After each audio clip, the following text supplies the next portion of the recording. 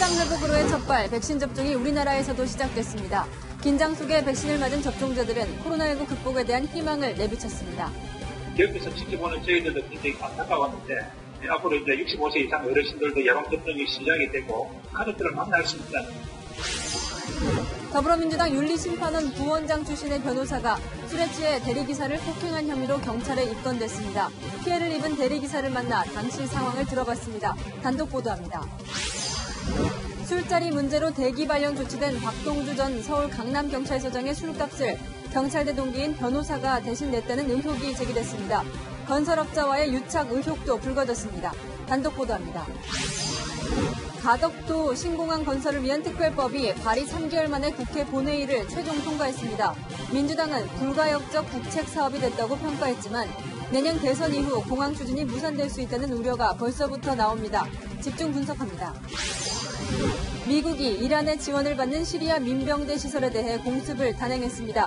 바이든 행정부 출범 뒤 첫 군사 행동으로 미국과 동맹국을 위협하는 외부 세력의 군사 대응 의지를 분명히 했습니다.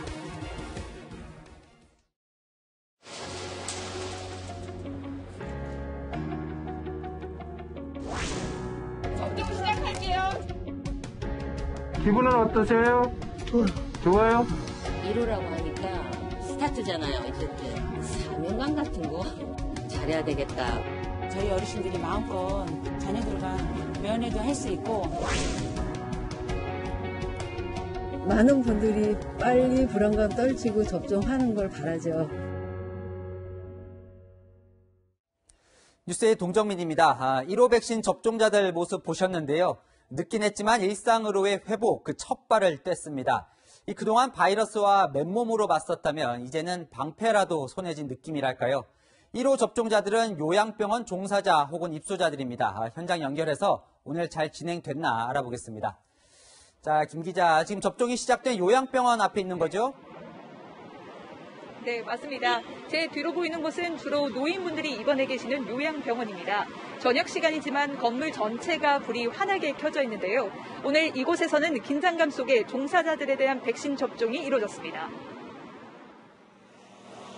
하루 종일 환자들과 밀접 접촉을 해야 하는 요양병원 종사자들은 누구보다도 백신 접종을 기다렸을 텐데요. 우선은 부작용을 우려하는 환자들을 안심시키기 위해 병원장 등 직원 10명이 1호 접종자로 나섰습니다. 환자분들 보호에 더 진일보할 수 있어서 아주 다행으로 생각하고 있습니다. 아무 사고 없이 모두 무사히 백신 접종을 완료하는 것을 목표로 하고 있습니다. 접종 후 잠깐 어지러움증을 느꼈다는 사람도 있었지만 큰 이상 반응은 보고되지 않았습니다. 이곳처럼 자체 접종을 하는 요양병원은 백신을 배송받은 지 닷새 안에 접종을 완료해야 하는데요. 이 병원은 1층에 있던 고주 치료실을 접종실로 만들어 놓고 다음 주 목요일까지 270여 명에 대한 접종을 완료할 계획입니다. 코로나19 고위험군이 집단 생활하는 요양병원의 특성상 오랜 기간 면회가 금지돼 왔는데요. 일상의 회복을 어느 곳보다 간절히 바라고 있습니다.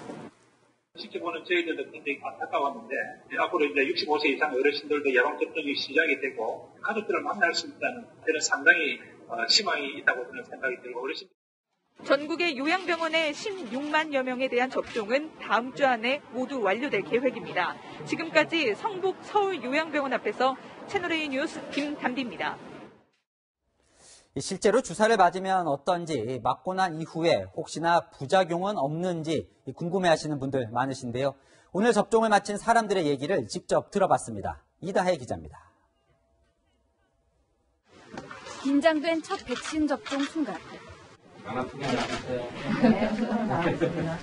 서울 마포구의 1호 접종자는 어린이 요양병원의 원장이었습니다. 좀 더 적극적인 공격적으로 이제 다시 진료와 치료를 할 수 있지 않겠냐 그런 이제 기대에 부풀어 있습니다. 1호 접종은 아침 9시 전국의 보건소와 요양병원에서 동시에 이루어졌습니다. 일반 주사와 다르지 않다는 반응이 많았습니다. 개인적으로 주사반들이 들어갔는지 모를 정도로 아무렇지도 않았습니다. 요양원에는 보건소 방문 접종팀이 백신을 들고 일일이 찾아가 접종했습니다. 전용 냉장고에 보관되어 있던 백신을 온도계가 부착된 아이스박스에 다시 보관을 해서 앰뷸런스에 실어서 여기 서울요양까지 이 요양원은 의사가 상주하는 의료시설이 아니기 때문에 보건소 직원들이 직접 방문해 접종하는데요. 만일의 상황을 대비해 이렇게 구급차가 대기하고 있습니다. 의료진들은 접종이 순조롭게 진행되자 그제서야 한숨을 돌렸습니다. 안정적으로 접종이 이루어져야 된다는 약간 우려감이 있었는데 진행 과정을 보니까 마음이 이제 좀 평안해지면서 앞으로도 좀 접종을 잘 원활하게 진행할 수 있겠다. 코로나19 치료 의료진에게 맞힐 화이자 백신도 오늘 도착했습니다. 58,500명이 맞을 수 있는 물량입니다. 화이자 백신 접종은 내일 중앙접종센터에서 의료진 300명에게 실시됩니다. 채널A 뉴스 이다혜입니다. 다음은 저희가 단독으로 입수한 영상 보면서 소식 전해드리겠습니다. 술 먹고 대리기사를 폭행한 뒤 경찰을 향해 행패도 부리는 이 남성이요. 누군지 확인해 보니까 부도덕한 국회의원과 민주당원을 감시하고 징계했던 변호사였습니다. 불과 지난달까지 민주당 윤리심판원 부원장을 지냈는데 당론을 어겼다며 금태섭 전 의원을 징계했던 바로 그곳입니다. 윤리와는 참 거리가 먼 갖가지 행동들 김승희 기자가 단독 보도합니다. 술에 취한 남성이 경찰관의 어깨를 밀칩니다. 경찰관이 제지하자 손을 뿌리치며 저항합니다. 경찰관 2명이 더 출동하고 나서야 남성에게 수갑을 채워 순찰차에 태웁니다. 이 남성은 지난달 24일까지 더불어민주당 윤리심판원 부원장을 지낸 변호사였습니다. 2018년엔 국회 윤리심사 자문위원을, 21대 총선을 앞두고는 민주당 예비후보 자격심사위 부위원장으로도 일했습니다. 국회의원과 민주당 당원의 윤리 위반을 따져보던 인물이 대리기사를 폭행하고 경찰관에게도 행패를 부리다 체포된 겁니다. 너가 일하면 딱 하면서 왜 너가 가만히 안 둔다 하면서 이렇게 하더라고. 너가 가만히 두는 거 봐라 뭐 이렇게 하면서. 변호사는 이태원에서 연예인, 정치인 등과 술자리를 가졌고 만취한 상태로 대리기사를 불렀습니다. 변호사가 경찰관에게 난동을 부린 호텔 앞입니다. 대리기사는 변호사가 서울 이태원에서 이곳 여의도 호텔까지 오는 동안 자신에게 욕설을 하고 폭행을 했다고 주장합니다. 너 죽었어. 제가 태어나서 들은 욕보다 거기서 들은 욕이 훨씬 더 많았던 것 같아요. 차를 운행하는 25분 동안 옆구리를 치거나 귀를 잡아당기기도 했다고 말합니다. 야, 형님이라고 불러. 계속 그러더라고요. 대답을 안 했어요. 그랬더니 갑자기 오른쪽 귀를 훅 잡아다니더라고요. 참 치욕적이고. 대리기사는 목적지에 도착한 뒤에도 자신의 목을 팔로 감싸 조이는 등 폭행이 이어졌다고 했습니다. 와가지고 제 오른쪽 옆구리를 훅 잡아당기더라고요. 그때 저것도 뿌리치고 그랬더니 그 다음에는 헤드락을 걸더라고요. 경찰은 특정범죄 가중처벌법상 운전자 폭행 혐의와 공무집행 방해 혐의를 적용해 변호사를 불구속 입건했습니다. 채널A 뉴스 김승희입니다. 지금부터가 더 가관입니다. 내가 누군 줄 알아. 서장 불러. 경찰서장이 내 친구야. 연행된 뒤 경찰서에서 이 변호사가 소리친 내용들입니다. 영화가 아니라 실화입니다. 다시 한번 말씀드리지만 국회의원 윤리를 심판하던 사람입니다. 장하연 기자의 단독 보도로 이어갑니다. 채널A 취재진을 만난 피해 대리기사는 변호사가 지구대로 연행된 뒤에도 계속해서 난동을 부렸다고 말했습니다. 정면 카운터를 바라보면서 니네들 내가 누군 줄 알아? 뭐 니네들 다 구속이야. 경찰관들 업무 때문에 앞에 지나가면 너 이름 뭐야? 계급 뭐야? 본인이 변호사라는 얘기를 반복하며 오히려 경찰관들을 향해 구속을 각오하라는 말을 했다는 겁니다. 변호사라는 얘기는 한 10여 차례 했죠. 내가 변호사라고. 내가 변호사라고 니네들 다 죽었다고. 구속될 줄 알라고. 마스크를 착용하라는 경찰관 말도 무시해 경찰서로 이송하기 전까지 지구대 문을 활짝 열어둬야 했습니다. 지구대 조사를 마치고 경찰서로 가서는 서장과의 친분을 과시하는 말도 했다고 합니다. 야, 서장 불러. 서장이 내 친구야. 그리고 내가 수십 차례 여기 왔는데 까불고들이 있어. 뭐 이런 식으로. 해당 변호사는 폭행이 발생한 지 13일 만인 어제 대리기사에게 처음으로 전화를 걸어 사과했습니다. 사건 당일 오후 4시부터 술을 먹어 기억이 나지 않는다는 겁니다. 채널A는 해당 변호사의 입장을 들어보려 여러 차례 통화를 시도했지만 연락이 닿지 않았습니다. 채널A 뉴스 장하연입니다.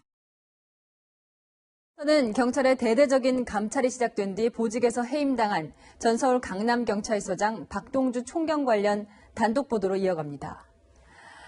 여직원들을 배석시킨 부적절한 술자리 문제뿐만 아니라 건설업자와의 유착 의혹 그리고 마스크 착복 의혹까지 여러 가지 비위 의혹이 추가로 쏟아져 나왔는데 차례로 전해드리겠습니다. 먼저 근무 시간 중에 여러 차례 가진 술자리, 술값을 어떻게 부담했는지도 의문이죠. 박 총경의 경찰대 동기인 현직 변호사가 술값을 대신 냈다는 제보를 경찰이 입수해 확인 중입니다. 황수연 기자가 단독으로 보도합니다.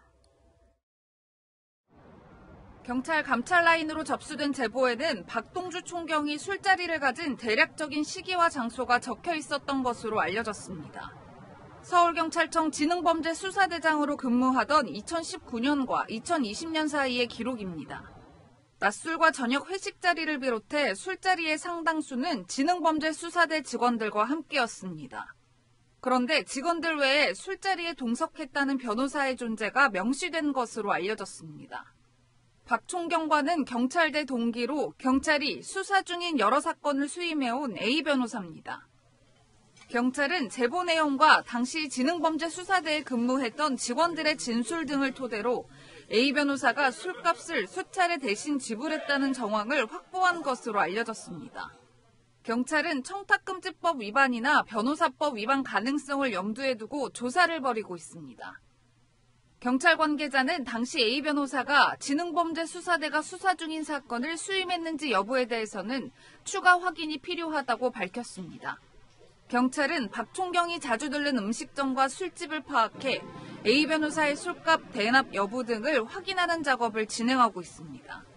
또 대부분의 술자리에 동석했던 것으로 알려진 당시 지능범죄수사대의 경감급 직원에 대해서도 조사할 예정입니다. 해당 직원은 감찰 라인에 박 총경 관련 제보가 접수된 뒤 올해 초 자리를 옮겼습니다. 채널A 뉴스 황수연입니다. 박동주 총경이 호화 리조트에 드나든 행적도 문제가 되고 있습니다. 자기 돈으로 갔으면 문제가 없겠지만 친분이 있는 건설업자가 비용을 대납했다는 의혹이 제기됐습니다. 이어서 박선영 기자의 단독 보도입니다. 경남 남해에 있는 대형 호화 리조트입니다.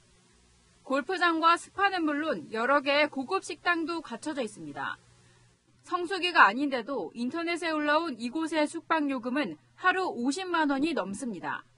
저희가 판매했던 요금 중에 제일 높은 날짜가 매분 조식 포함해서 95만 6,400원이었고요. 보통 주중으로 하시게 되면 60만 원대까지 금액이 떨어지긴 하거든요. 박 총경은 이 호텔에 수차례 숙박했던 것으로 전해졌습니다. 그런데 객실료를 계산한 사람이 박 총경이 아니라 한 건설업자였다는 의혹이 제기됐습니다. 박 총경이 대장으로 근무했던 지능범죄수사대는 기업 비리를 수사하는 곳입니다. 금액에 관계없이 직무에 관해 받은 돈이라는 점이 입증되면 뇌물수수죄가 성립합니다. 직접 직무뿐만 아니라 직무 행위와 밀접한 관계에 있는 경우까지 경찰은 박 총경 이력에 주목하고 있습니다.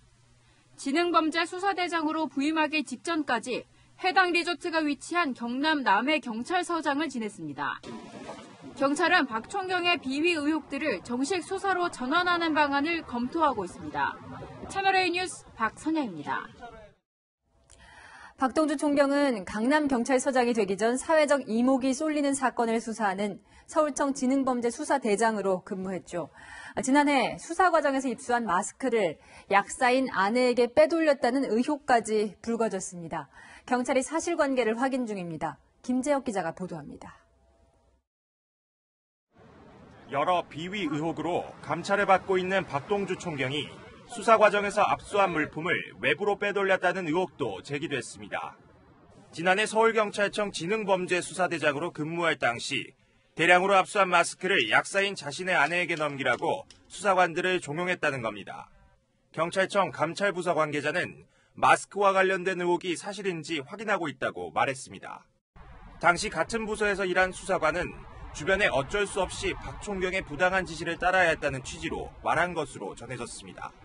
박 총경이 부하 직원을 통해 마스크를 빼돌린 것이 사실로 드러나면 직권남용과 함께 배임죄도 적용될 수 있습니다.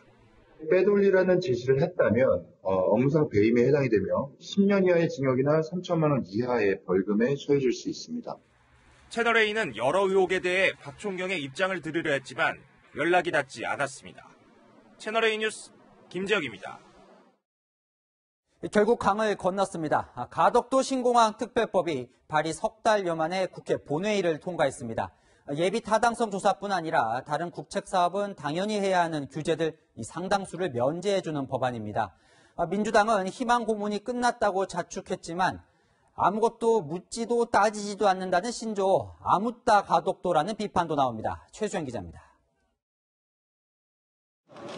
동남권 관문공항을 김해 신공항이 아닌 가덕도 신공항으로 확정하는 가덕도 신공항 특별법이 국회 본회의를 통과했습니다.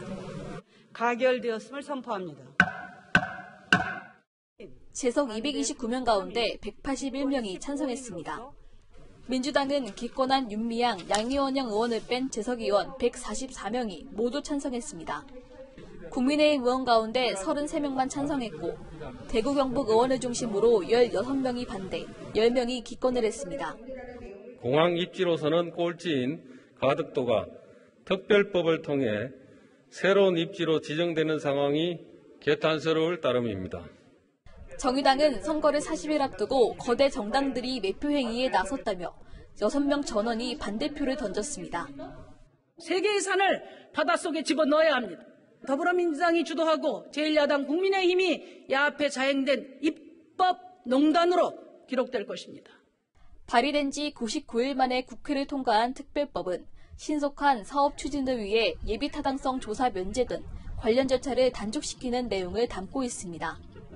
민주당은 특별법이 통과하자 환영하며 자축했습니다. 희망 고문은 끝났습니다. 이제는 다시 되돌아갈 수 없는 기정사실로 굳어졌다는 보고를 여러분께 자신 있게 드립니다. 특별법 찬반에 있어 표가 갈라진 국민의힘은 이렇다 할 입장을 내지 않았습니다. 채널A 뉴스 최수연입니다. 자, 이제 국회에서 법이 통과됐으니 진행은 국토교통부의 몫이 됐습니다. 어제 대통령으로부터 의지가 없다고 질타까지 받았으니 하긴 해야 할 텐데 작년까지 김해 신공항을 준비해오던 국토부는 난감한 분위기입니다. 예산 규모부터 안정성, 환경 문제까지 따지고 들어가면 국토부와 여당 생각이 많이 다릅니다. 앞으로 어떻게 진행되는 건지 먼저 박지혜 기자 보도 보시고 기자와 자세히 짚어보겠습니다. 특별법 통과 이후 여당과 부산시는 가덕도 신공항 속도전을 예고했습니다. 보통 국책사업은 사전 타당성, 예비 타당성, 환경 영향 평가, 그리고 기본계획 수립과 설계로 진행됩니다. 하지만 6개월 걸리는 예비 타당성 조사는 면제, 1년 걸리는 사전 타당성 검토도 이미 입지가 정해진 만큼 최대한 단축하겠다는 겁니다. 이번 정부 임기 내 기본 계획을 끝내고 늦어도 2024년 초에는 첫 삽을 뜨겠다며 밀어붙이고 있습니다. 하지만 공항 규모와 예산을 놓고 벌써 국토부와 충돌하고 있습니다. 현재 김해공항 시설을 기준으로 부산시는 가덕도에 활주로 1개와 국제선 청사만 지으면 7조 원대라고 강조하지만 국토부는 활주로 2개와 국내선 청사, 군시설까지 옮겨 지으면 28조 원이 들 것이라고 분석합니다. 해상 매립공항인 일본 간사이 공항의 경우 내해인 오사카만에 있지만 2년 전 태풍으로 활주로가 잠겼고 지금도 조금씩 가라앉고 있습니다. 태풍 길목 외해에 있고 수심이 오사카만보다 더 깊은 가덕도는 예상보다 공사비가 훨씬 더 들 수도 있다는 지적도 나옵니다. 여기다 환경 영향 평가, 공역 중첩과 선박 충돌 안전성 등 앞으로 따져볼 것도 많습니다. 국토교통부 관계자는 절차상 하자가 있는 직무 수행을 거부하지 않으면 직무유기라고 밝혔습니다. 어제 대통령까지 나서 의지를 가져달라고 주문한 가운데 국토부가 원칙대로 차근차근 진행할지 지켜볼 대목입니다. 채널A 뉴스 박재입니다. 자, 결국 가덕도 특별법은 통과가 됐는데 보신 것처럼 생각들이 좀 다 다릅니다. 앞으로 어떻게 되는 건지 정치부 이현수 기자와 살펴보겠습니다. 법도 통과됐지만 대통령이 어제 가덕도를 보면서 가슴이 뛴다 이렇게까지 말한 상황이에요. 이제는 돌이킬 수는 없는 건가요? 네, 민주당이 강조하고 있는 포인트가 바로 그겁니다. 되돌릴 수 없는 불가역적 사업이다라는 건데요. 들어보시죠. 특별법 통과로 가덕도 신공항은 되돌릴 수 없는 국책 사업이 됩니다. 문재인 정부 남은 임기 사이에 기본 계획까지라도 완성하기를 바랍니다. 가덕도라고 공항 입지를 명시했으니 어떤 경우에도 달라질 수 없다라는 건데요. 앞으로 설명드리겠지만 관가는 물론 정치권에서도 이제 시작일 뿐이라고 말합니다. 자, 그럼 이제 언제 되느냐 또 관건인데 대통령은 이제 2030년 전에 완공하라고 했고 이낙연 민주당 대표는 1년 정도 남은 이 현 정부 임기 안에 기본 계획을 완성하라 이렇게 얘기를 했는데요. 가능하겠습니까? 네, 그걸 따져보려면 어떤 절차를 거치는지 알아야겠죠. 통상 절차는 이렇습니다. 사업의 대략 윤곽을 잡는 사전 타당성 검토를 거친 뒤에 경제성을 따지는 예비 타당성 조사를 하고 환경 영향 평가 후 계획을 수립해서 설계하고 착공하는 건데요. 오늘 통과된 특별법에는 예비 타당성 조사를 면제할 수 있는 특례 조항이 담겨 있고요. 환경 영향 평가는 받기로 했습니다. 부산시와 민주당의 계획대로라면 2024년에 착공해서 2029년 말 개항한다는 거고요. 인천공항 때와 비교해보면 사전 타당성 검토부터 개항까지 11년이 걸렸습니다. 1년 정도 남은 현 정부 임기 내에 예타 조사를 면제한다고 해도 기본 계획까지 완성하기는 쉽지 않다는 관측이 나옵니다. 자, 이게 예정대로 될지 안 될지 국책 사업을 많이 해본 이 국토부는 대충 감이 있지 않겠습니까? 국토부는 뭐라고 합니까? 네, 국토위 관계자가 이렇게 말하더라고요. 사전 타당성 검토 이후 과정은 예단할 수 없다. 사전 타당성 검토는 공항이면 예를 들어서 활주로를 몇 개 놓을지 등 사업 개요를 짜는 건데요. 2단계에서 사업이 엎어지는 경우는 없지만 정부가 예상하는 최소 1년보다 더 길어질 수는 있다고 합니다. 환경 영향 평가와 기본 계획 수립도 통상 14개월이 걸린다고 예측을 하는데 이것도 단정하기 어려운 것이 잘 아시는 사드 배치에 대한 환경 영향 평가는 4년째 이어지고 있습니다. 짧아질 수도 길어질 수도 있는 그야말로 고무줄이라고 표현하더라고요. 또 하나 변수가 있어요. 이제 계획하는데 이제 1년을 잡았다고 했는데 1년 뒤면 딱 대선이거든요. 대선도 영향을 미치겠죠? 네, 정치권은 물론이고 정부 부처에서도 대선이 최대 변수라고 입을 모읍니다. 특별법의 핵심이라고 할 수 있는 예타 면제 조항을 한번 살펴보면 기획재정부 장관이 필요하다고 인정한 경우라고 쓰여 있습니다. 내년 대선 이후에 정권이 달라지고 기획재정부 장관도 바뀐다면 이 조항이 다르게 활용될 수 있다는 겁니다.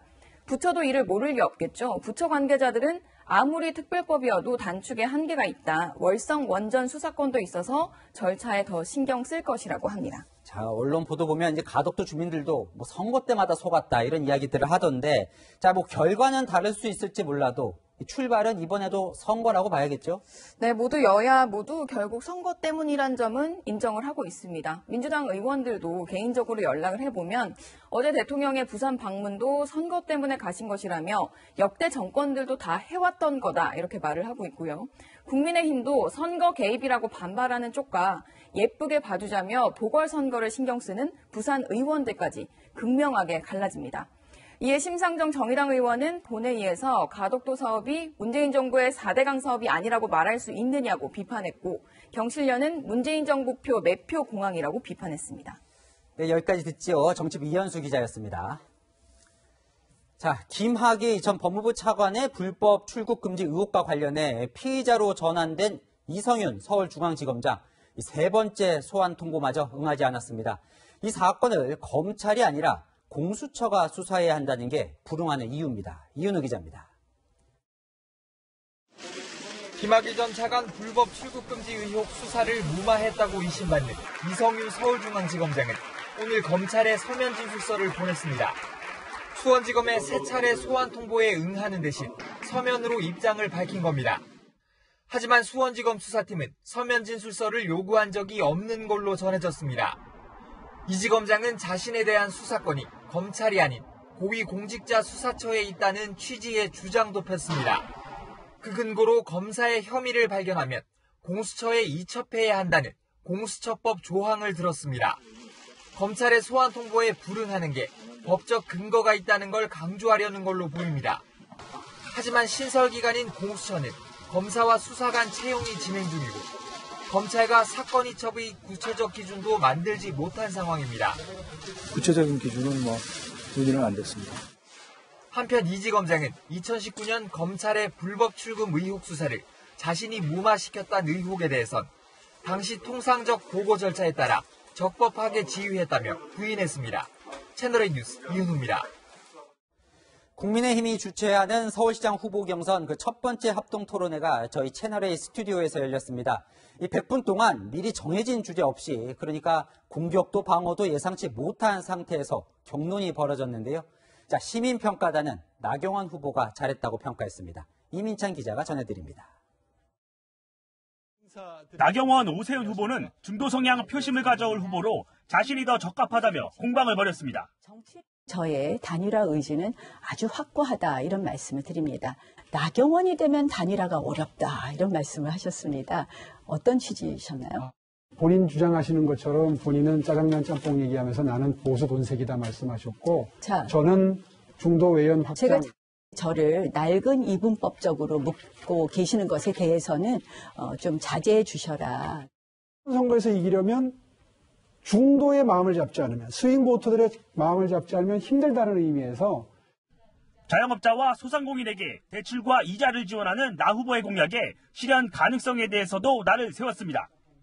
15년 전에 서울시장 하신 그 생각으로 지금 하실 수 있을까?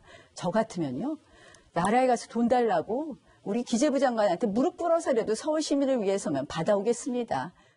자꾸 이제 예산에 대해서 말씀을 드렸더니 마련할 수 있다고 지금 우기시는데 솔직히 말해서 불가능에 가까운 말씀을 하시고 있습니다. 오신환, 조은희 후보도 나경원, 오세훈 후보를 비판했습니다. 저는 오세훈 후보님의 맏형 노릇을 해야 되니까 국회나 또 행정부가 이전하는 게 뭐가 문제냐 그러시는데 저는 그 의견에 절대 반대합니다.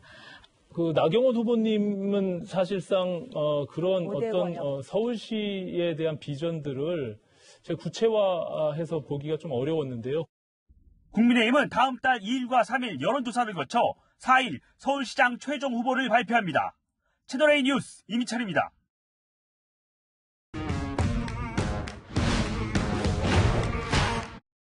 열왕야랑 정치부 김민지 기자와 함께합니다. 첫 번째 주제 보여주시죠. 상암동 4인 열전. 자, 국민의힘 서울시장 후보들이 저희 채널A 스튜디오에서 토론회를 가졌는데 상암동 스튜디오 열기가 아주 뜨거웠다고요. 그렇습니다. 먼저 토론을 마친 4명의 후보 그 소감부터 들어보시죠. 제 주도권 토론에 계속 반박이 들어와서 아주 초긴장 상태로 서 있었습니다. 이기고 지고 그런 문제는 아닌 것 같고요. 이런 토론이 5번 좀 더 있었으면 하는 바람입니다. 저희 스튜디오에서 열리다 보니까 스튜디오 바깥 모습도 이제 저렇게 볼 수 있는데 네. 시작 전 모습은 어땠습니까? 네, 토론회를 준비하면서는 서로 웃으면서 인사를 나눴지만 이번 토론회가 4명이 모여서 주제 없이 토론하는 첫 번째 순서였거든요. 그런 만큼 긴장감이 느껴졌습니다. 나의 진정성을 잘 전달할 수 있을까 하는 그런 떨림도 있답니다. 긴장 안 된다면 거짓말이겠죠. 다른 탐방 준비하신 게 혹시 있으신가요? 있다 하더라도 그걸 미리 어떻게 말씀드리겠어요? 탐방이 뭐가 있을까요? 상대가 전혀 예측 못하는 허를 찌르는 질문? 그러니까 주제가 없다는 게 상당히 이제 긴장이 되고 준비가 어렵거든요. 네. 실제로도 치열했죠? 그렇습니다. 특별히 오늘 토론회는요, 반박 카드 찬스라는 게 있었거든요. 그러니까 후보들이 이 카드를 부지런히 들었다 놨다 하면서 상대방을 지적에 대해서 조목조목 반박했고 때로는 설전도 벌어졌습니다. 청렴도 수치도 1위를 2번이나 했는데 박원순 시장 말기가 되니까 이렇게 최하위로 공무원의 시장에 대한 만족도는 높지 않았던 것으로 기억합니다. 청렴도 향상 방안 부탁드립니다. 그런 부분이 있었다는 말씀을 드립니다. 네. 그래서 그만하시죠. 됐습니다. 그동안 저 후보 간에 네거티브가 좀 심하다 이런 지적도 있었는데 오늘은 좀 색다른 모습이 연출됐다고요. 네, 그게 뭐냐면 바로 서로를 칭찬하는 모습이었습니다. 오신환 후보 차세대 주자입니다. 조은희 후보님은 집념이 참 대단하신 것 같아요. 나경원 후보님은 한국에 메르켈이 나왔구나. 오른쪽부터 말씀드릴까요? 오신환 후보는, 우리 조은희 후보는, 오세훈 후보는 예전에 서울시장을 하신. 죄송합니다만. 죄송합니다. 시간 부족 때문에. 네, 나 후보 본의 아니게 칭찬을 못했네요. 자, 다음 주제 보겠습니다. 저는 언제 봤나요? 그래요. 문재인 대통령이 오늘 백신 이제 첫날 접종 현장을 깜짝 방문했어요. 그렇습니다. 그 자리에서 정은경 질병관리청장에게 본인은 접종을 언제 받을 수 있느냐 이렇게 물었습니다. 백신 접종 냉장고입니다. 우리 총장님 어디 순서가 오세요? 대통령한테 청장님 제가 전화드려요.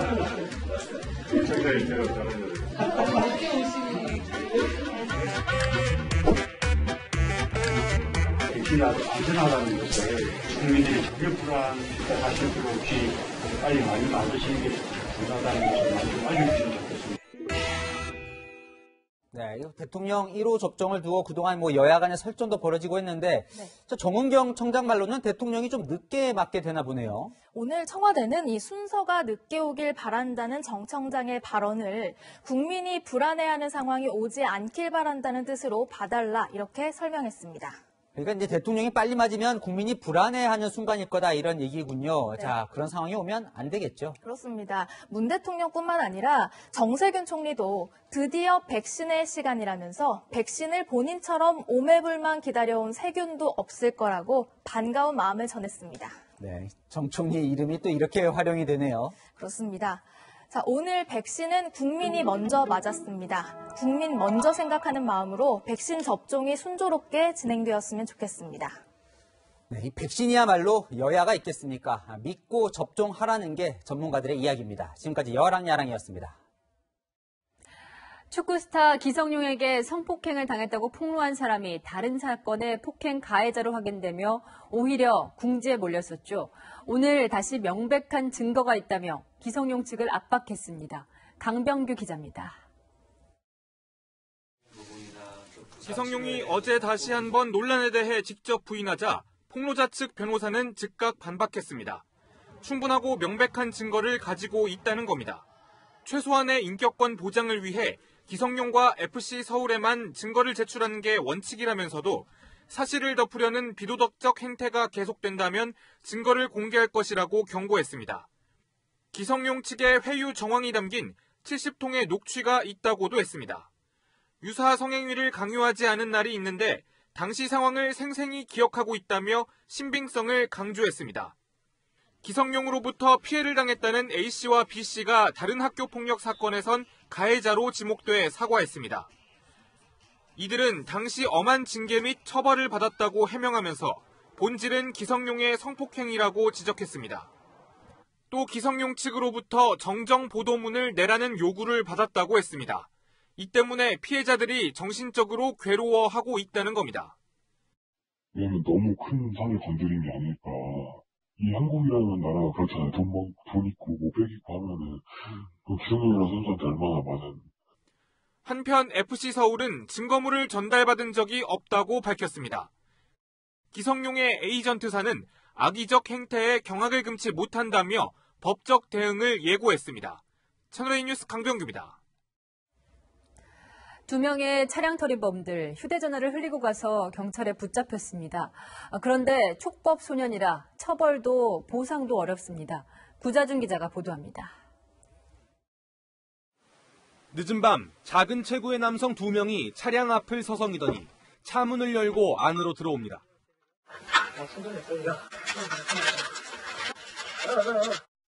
범행을 마치고 달아날 때까지 1분도 채 걸리지 않습니다. 차량 주인이 문을 잠그지 않고 잠시 자리를 비우는 사이 이들은 100만 원 상당의 현금과 상품권 등을 챙긴 뒤 달아났습니다. 범행 사실을 몰랐던 차량 주인, 차 안에서 이들이 놓고 간 휴대전화를 발견했습니다.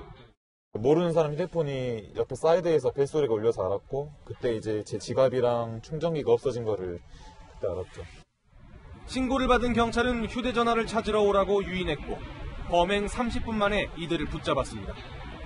하지만 얼마 안 돼 경찰은 이들을 집으로 돌려보내야 했습니다.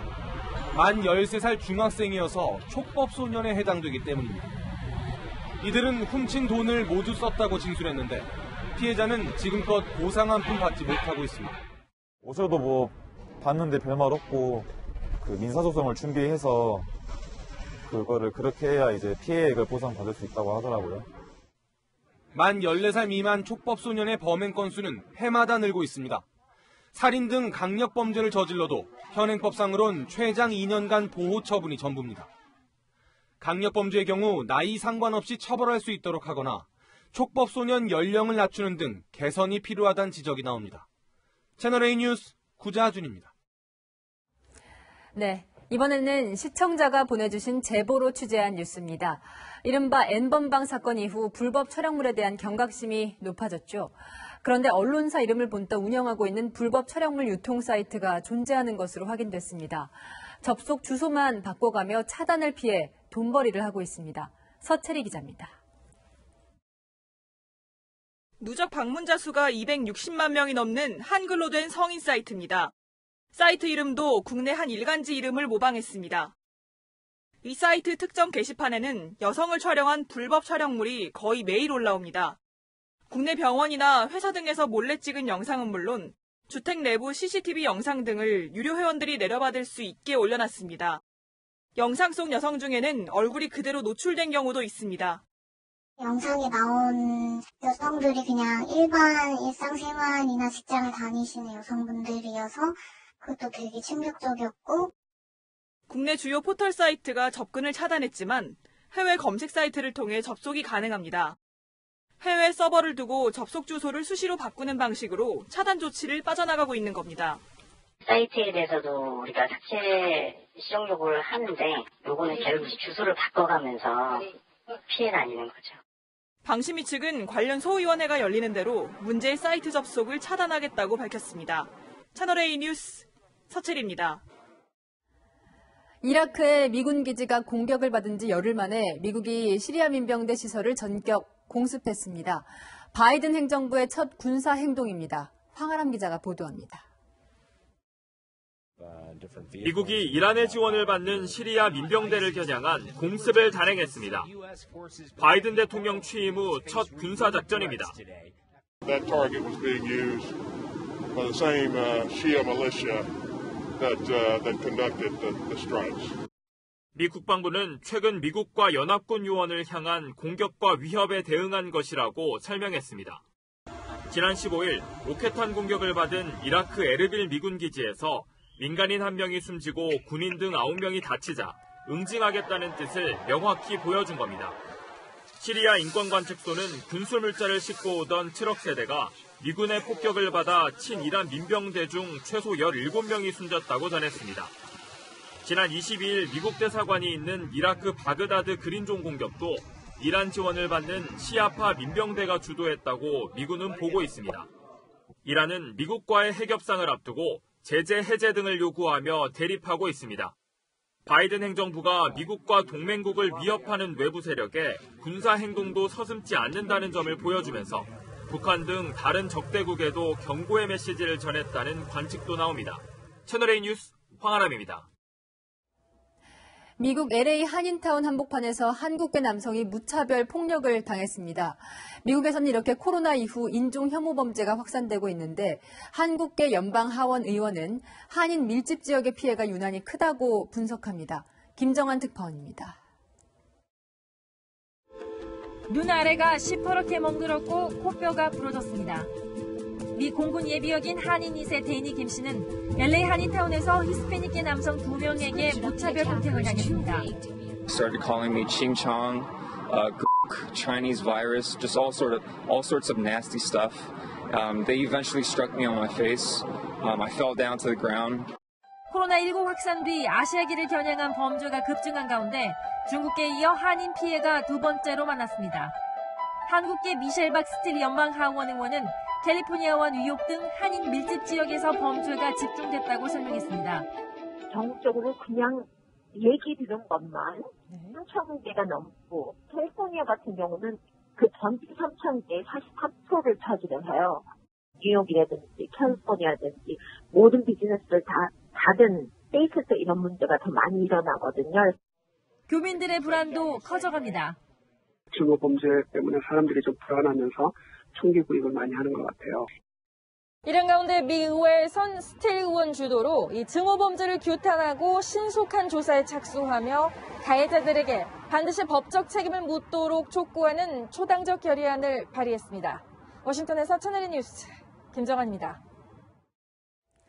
도시에서 차를 몰고 나가면 주차가 가장 고민이죠. 반갑게도 인공지능과 로봇이 알아서 주차해주는 날이 성큼 다가왔습니다. 안건우 기자입니다.